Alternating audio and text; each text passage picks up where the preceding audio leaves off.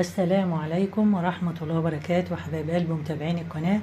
احنا النهاردة اشترينا سبانخ وقلنا بقى ايه نخزنها، فاحنا غسلناها كويس قوي وقطعناها، ودلوقتي بنخزنها ازاي.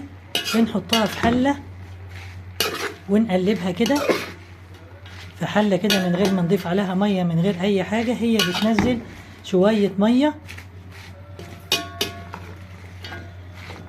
بعد ما نلاقيها سردت المية وبقت شكلها ملين كده شوية،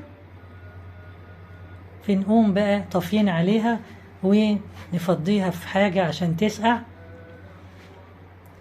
وده شكل السبانخ بعد ما حطيناها على النار.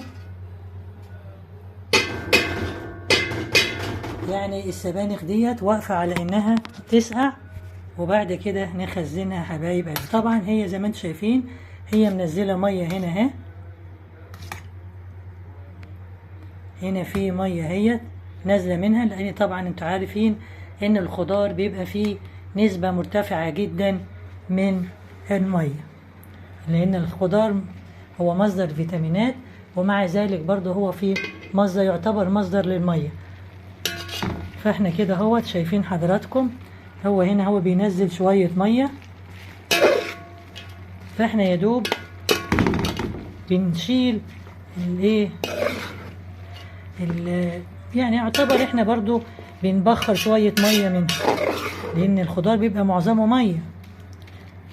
كده هي كده دقيقتين او دقيقة، وهبدأ اطفي عليها واسيبها بقى تبرد عشان اخزنها في اكياس على حسب حجم الاكلة، او حجم يعني كيس، كل كيس على قد الاكلة اللي احنا هنستعملها. حبايب قلبي بحبكم في الله، يسعدني ويشرفني اشتراككم في القناة عشان القناة تعلى بيكم، واعملوا له لايكات كتير عشان يوصلكم مني كل ما هو جديد. حبايب قلبي إلى أن نلتقي في فيديو آخر جديد، لكم مني ألف تحية وألف سلام، وإلى اللقاء.